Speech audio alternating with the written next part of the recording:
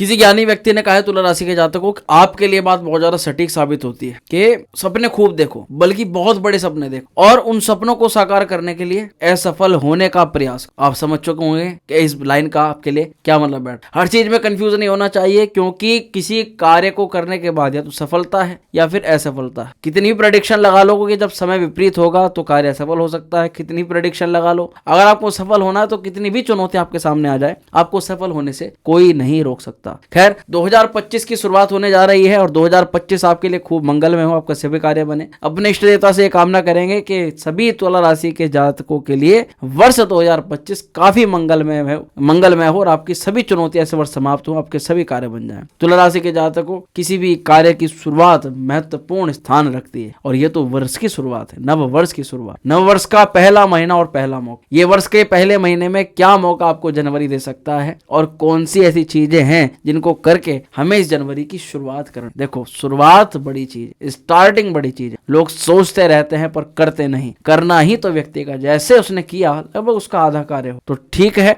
जनवरी 2025 का मासिक राशिफल आज की वीडियो में इसी विषय पर चर्चा होगी। करते हैं शुरुआत। नमस्कार, मेरा नाम है एस्ट्रो शिवम पंडित। आप देख रहे हैं जनवरी 2025 का मासिक राशिफल केवल तुला राशि के जातकों। आपको बताना चाहता हूँ, ये कार्यक्रम आपकी चंद्र राशि पर आधारित है। अगर आपको चंद्र राशि ज्ञात नहीं तो आप लग्न और अपनी नाम राशि के आधार पर भी इस कार्यक्रम को देख सकते हो। सबसे पहले तुला राशि के जातकों, ये चीज समझो, कोई भी राशिफल होता है लाखों करोड़ों लोगों के लिए एक नॉर्मल प्रेडिक्शन बनाया जाता है। पूर्णता सटीकता जानने के लिए तो आपको कुंडली का विश्लेषण करवाना ही एक महत्वपूर्ण सुझाव है। अब सीधा आते हैं अपने टॉपिक पर। सबसे पहले मुझे बताना है कि अगर आप 2025 को बेहतर नहीं बेहतरीन बनाना चाहते हो तो इस वर्ष की शुरुआत आपको कैसे करनी चाहिए। साधारण तौर पर तुला राशि के जातकों, आपकी राशि का एक मूल मंत्र है। आपने कभी अपनी राशि का साइन देखा है तो आप अपनी साइन जरूर देखना। आपकी राशि का जो सिग्नेचर है, साइन होता है, उसमें तुला यानी कि एक तराजू का आइकन बना हुआ होता है। ये तराजू कई चीजों को प्रदर्शित करता है। ये बैलेंस को, इसका सबसे ज्यादा जो महत्वपूर्ण प्रदर्शन करता है, ये बैलेंस को, दो चीजों में संतुलन को प्रदर्शित करता है। तो अगर आप भी अपने जीवन में सभी चीजों में संतुलन बना करके रखते हो तो निसंदेह आपका ये मूल मंत्र है कि आप अपने जीवन की हर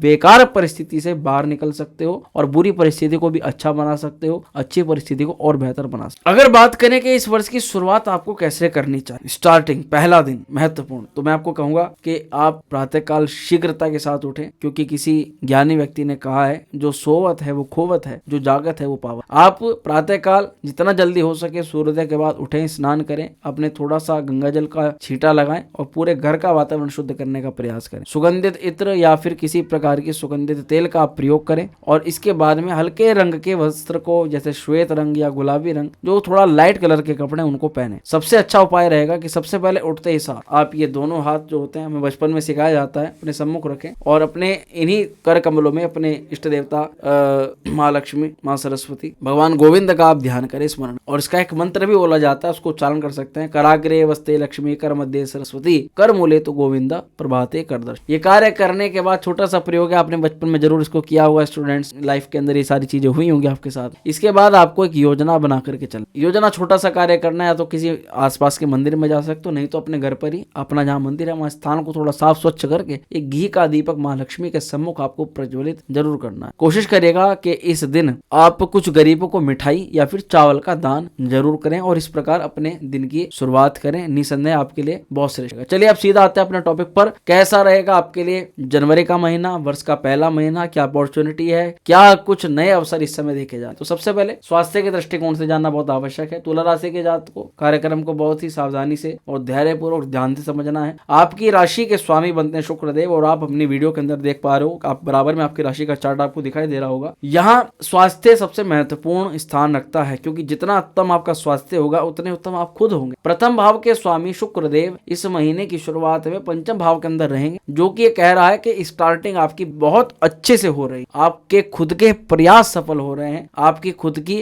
पावर भी इंक्रीज हो रही है। तो यानी आपका जो लेवल है ना, वो जिस भी स्तर पर हो, आप उस लेवल से बढ़ने की तैयारी इस वर्ष के पहले महीने की शुरुआत में आपकी उत्तम फल को प्रदान है। साथ ही स्वास्थ्य के दृष्टिकोण से देखो, 28 तारीख तक शुक्रदेव आपके पंचम में रहेंगे। ये कह सकता हूं कि ये महीना आपके लिए लाजवाब है, और अगर ये महीना लाजवाब हो गया तो निसंदेह 2025 ही आपके लिए बहुत अच्छा हो जाएगा। हालांकि ग्रह अलग अलग समय पर अलग प्रकार के फल करते हैं। स्वास्थ्य कहता है कि स्वास्थ्य उत्तम है, किसी प्रकार की कोई दिक्कत परेशानी नहीं है। थोड़ा बहुत नजला, जुकाम, खांसी, फैट का थोड़ा बढ़ना, उतार चढ़ाव होना, प्रारंभ हो सकता है। इस दौरान आप अपनी कुछ हेल्थ एक्सरसाइज अपनी छोड़ सकते हो, सर्दी को लेकर के या किसी भी प्रकार के बदलाव को लेकर के आप उस चीज को थोड़ा छोड़ सकते हो, परंतु स्वास्थ्य पर कोई मेजर इफेक्ट आपका इस महीने नहीं देखा जा रहा है, इसलिए आपके लिए उत्तम। अब थोड़ा आगे बढ़ेंगे और विद्यार्थियों के लिए बात करना बहुत आवश्यक है, क्योंकि कई सारे स्टूडेंट्स हमारे साथ जुड़े हुए होते हैं तुला राशि के। तो तुला राशि के मोस्टली जातकों के लिए मैं कहना चाहूंगा कि इस महीने तो शनिदेव और शुक्रदेव दोनों का संयोग पंचम भाव के अंदर है, शुभ ग्रह भी वहां पर बैठ रहे हैं और ऐसी स्थिति के अंदर बहुत अच्छा आपको योग भी प्रदान कर रहे हैं। तो यहाँ पर स्टूडेंट्स के लिए भी हमारा ये महीना बहुत अच्छा हो जाता है, यानी कि आपकी पढ़ाई को लेकर के कुछ शुरुआतें देखी जा रही हैं, पढ़ाई का कुछ प्रयोजन, आपका कर्म इस समय आपका साथ दे रहा है। अगर आप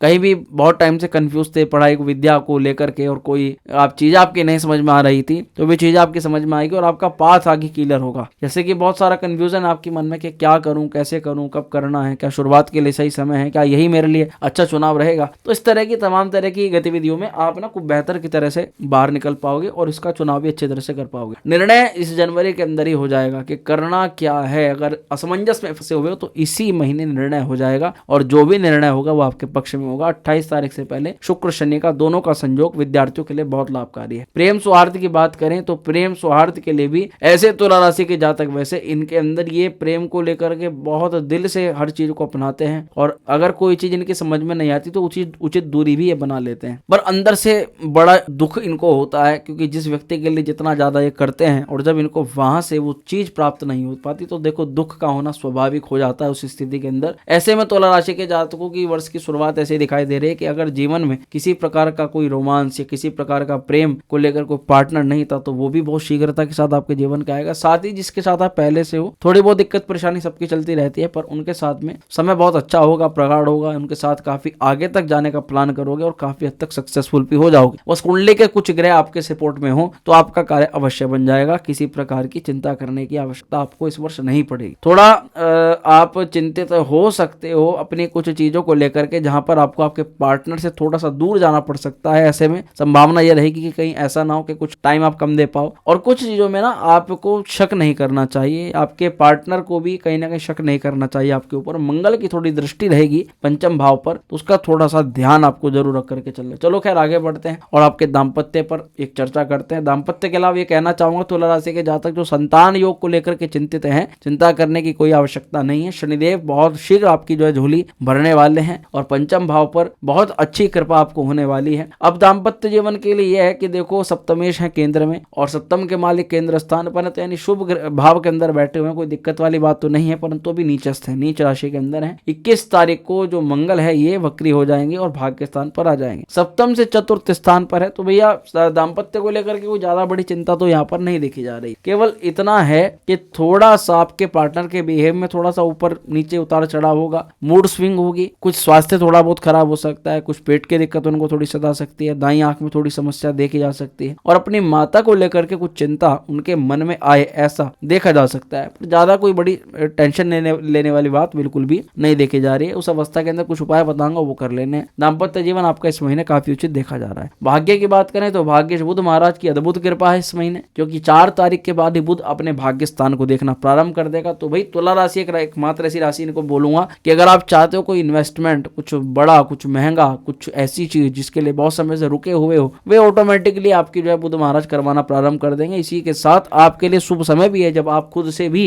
इन चीजों के लिए प्रयास करके अपने जीवन को बेहतर बना सकते हो। बुध अच्छा होता है तो व्यक्ति की सोचने समझने की क्षमता अच्छी होती है, विचार निर्णय अच्छी तरह से ले पाता है। कहीं ना कहीं माता बहनें जितने भी फीमेल रिलेटिव्स हैं उनके साथ संपर्क थोड़े से अच्छे प्रगाढ़ हो जाते हैं और ऐसी अवस्था के अंदर हमें बुध अगर हमें अच्छा फल कर रहा है तो कोई छोटी कन्या हो, चाहे कोई हमारी माता हो, चाहे हमारी बुआ हो, मौसी हो, तो ऐसी सभी महिला जो हमारे रिश्तेदार हैं इनसे थोड़ा संबंध अच्छे बना करके रखें। किसी प्रकार की ऐसी बात ना होने दें जो वे आपकी कुछ बुराई करें या आपके लिए किसी प्रकार का अभद्र टिप्पणी करें। इसके लिए आप खुद से ही थोड़ी चीजों को संभाल करके रखें तो ज्यादा अच्छा रहेगा, क्योंकि बुध इस समय आपके लिए बहुत स्ट्रांग, बहुत अच्छी अवस्था के अंदर देखे जा रहे हैं। भाग्य अच्छा है, पिता के लिए भी थोड़ा सा इस समय अच्छा रहेगा, पर 21 तारीख के बाद मंगल प्रभाव आपके नवम भाव पर होगा तो पिता को लेकर के कुछ चीजें असमंजस में फंस सकते हैं आप। मंगल क्योंकि आपके लिए मार्गेश है, सप्तम भाव के मालिक है, भाग्य स्थान पर आने के लिए पिता का थोड़ा स्वास्थ्य खराब देखा जा सकता है। लगभग 21 तारीख के बाद उनका थोड़ा सा ध्यान रखिएगा, स्वास्थ्य का ध्यान रखिएगा और थोड़ी कुछ चीजें ना आपके बर्डन बढ़ेगा, साथ साथ पिता का भी कुछ काम बढ़ेगा और इन चीजों का आपको मैनेज करके चलना पड़ेगा। चिंता करने की कोई बड़ी आवश्यकता नहीं है। आगे बात करेंगे आपके कर्म पर, नौकरी नौकरी के स्थान पर, तो नौकरी भाव पर सूर्य की दृष्टि पड़ेगी 14 जनवरी के बाद। प्रमोशन वालों के लिए बहुत ज्यादा शुभ योग है। नौकरी प्राप्ति के लिए 14 तारीख के बाद में नए अवसर आ रहे हैं। जॉब में किसी प्रकार का परिवर्तन स्विच देखा जा सकता है, उसकी यहाँ पर पूरी संभावना है, परंतु वो सारी संभावना अच्छे के लिए होगा। सूर्य दशम को देखेगा, इसका मतलब आपको पद की प्राप्ति होगी। ऐसे में जो राजनीतिक क्षेत्रों के अंदर है, राजनीति वाले हैं, जितने भी ऐसे लोग हैं, उनको विशेष कृपा सूर्य महाराज की प्राप्त होगी। और नौकरी में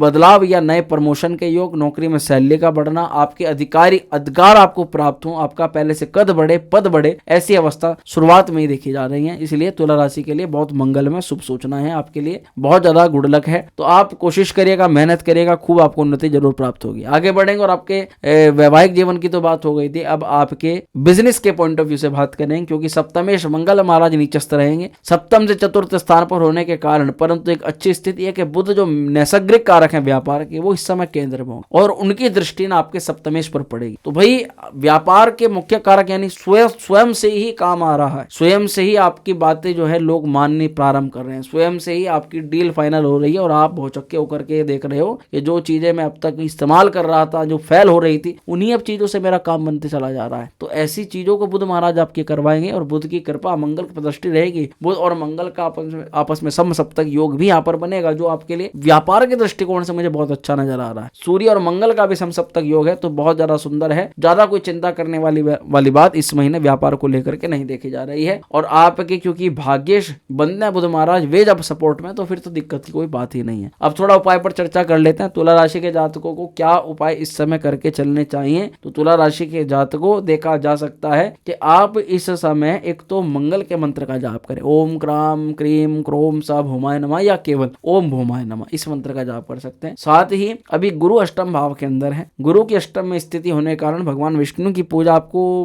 गुरुवार के दिन जरूर करनी है, और साथ ही आपको हनुमान चालीसा का पाठ प्रतिदिन जरूर करना है। तो ये काम तुला राशि के जातकों को अवश्य करना है। तो कैसी लगी तुला राशि के जातकों वीडियो, कमेंट जरूर करिएगा, पसंद आई तो लाइक करिएगा, शेयर करिएगा, बने रहिए हमारे साथ में। मिलते हैं अगले वीडियो में। हर हर महादेव।